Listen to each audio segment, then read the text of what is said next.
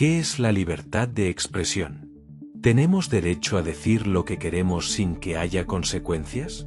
¿Hay que tolerar al intolerante? Quédate conmigo y daremos respuestas a estas preguntas y a algunas más. Bienvenidos a la mirada del búho. A medida que crecemos, formamos nuestras propias opiniones sobre el mundo. Queremos compartirlas y cambiar lo que no nos gusta. Por eso, la libertad de expresión es un derecho clave, decir lo que pensamos, cuando y cómo queramos, sin que nadie nos imponga sus ideas. Pero este derecho también nos obliga a escuchar la opinión de los demás, aunque sean radicalmente opuestas a las nuestras. Este respeto mutuo es la base sobre la que descansa la democracia, y donde han puesto más énfasis filósofos como John Stuart Mill, para el que la peor ofensa era estigmatizar como malas o inmorales a las personas que tenían opiniones contrarias. Consideraba que negarse a oír una opinión porque se pensara que es falsa, era afirmar que la verdad que uno posee era absoluta.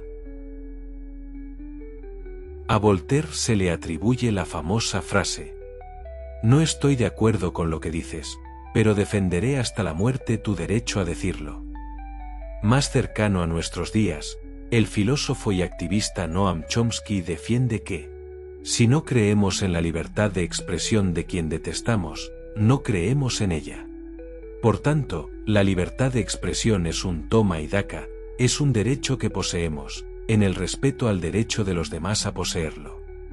No se puede ir de demócrata sin entender este precepto. Sin embargo, la libertad de expresión debe tener límites. La sociedad debe permitir que los individuos hagan lo que quieran siempre que sus acciones no vayan en contra de la libertad o los derechos de los demás. Esto es lo que Stuart Mill definía como el principio del daño. Así, en su obra sobre la libertad exponía como ejemplo que, se podía decir a través de la prensa, que los negociantes de trigo matan de hambre a los pobres, pero señalaba que se podía incurrir en un castigo si esta opinión se expresaba oralmente, ante una multitud excitada, reunida delante de la casa de un comerciante de trigo. El mismo artículo 20 de la Constitución española ya nos dice que, estas libertades tienen su límite en el respeto a los derechos reconocidos en este título, especialmente, en el derecho al honor, a la intimidad, a la propia imagen y a la protección de la juventud y de la infancia. Esto no significa que exista una jerarquía de derechos fundamentales. No es cierto que el derecho al honor, a la intimidad, a la imagen prevalezcan sobre la libertad de expresión. Por tanto, cuando estos derechos entran en conflicto, los tribunales resolverán cuál prevalece en cada situación concreta. En algunas ocasiones, personas que han sido denunciadas por delitos de odio, han defendido el derecho a congratularse por el fallecimiento de una persona o cualquier otra expresión que causaría repugnancia en la mayoría de las personas por ir contra los principios de humanidad más elementales.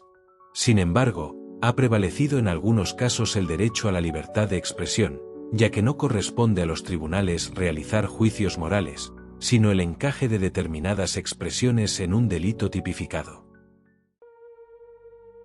Y es este punto el que debería hacernos reflexionar.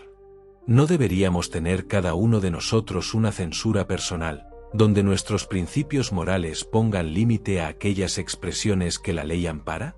No es necesario, para imponer nuestras opiniones, desear la muerte de determinados profesionales, congratularse del daño ajeno o burlarse y ridiculizar a otras personas porque no piensan como nosotros, o tienen creencias que no compartimos.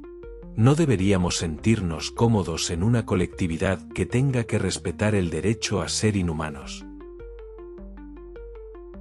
Estas reflexiones no implican que cualquiera deba convertirse en verdugo de aquello que la justicia ha dejado indemne, como sucede con la cultura de la cancelación, donde el cancelador se dedica a perseguir, antorcha en mano, a todo aquel que desde su punto de vista haya realizado opiniones inmorales o que puedan parecerlo. Disfrazado de ser moralmente superior, se dedica a etiquetar o difundir entre otros influencers digitales las pruebas del delito para que en pocas horas, el post de la víctima se haya replicado miles de veces. A veces, hilan tan fino, que son capaces de cancelar a individuos que comparten sus mismos planteamientos, basta con que se desvíen un ápice de la ortodoxia requerida, demostrando que nadie está a salvo de esta práctica. Al final, lo que recorre por las redes sociales es un miedo a decir lo que cada uno piensa, miedo a ser cancelados por una jauría acéfala, a ser censurados en un país donde la libertad de expresión, como vimos, es un derecho amparado por la Constitución. Pero, la cultura de la cancelación también se manifiesta fuera de las redes sociales, en determinadas instituciones. En las universidades de algunos países esto ha dado lugar a conferenciantes cancelados, autocensura en los profesores, eliminación de materiales y cursos considerados como ofensivos.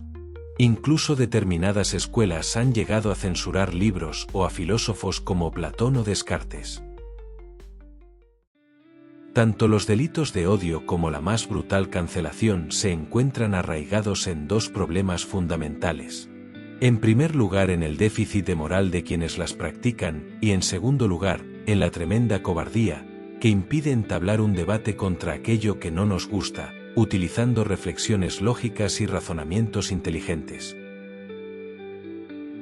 El filósofo Karl Popper planteó en su libro La sociedad abierta y sus enemigos la paradoja de si una sociedad verdaderamente tolerante debía ser tolerante con quienes promovían la intolerancia, ya que estos podrían terminar por destruir a la propia tolerancia mediante prácticas autoritarias. Y es que, como decía la máxima del oráculo de Delfos, nada en demasía, todo en la vida debe ser moderación y equilibrio. Y es precisamente en la antigua Grecia donde podemos sacar respuestas a estas cuestiones, ya que ellos poseían un método de argumentación filosófica por el que se guiaban los debates y las confrontaciones.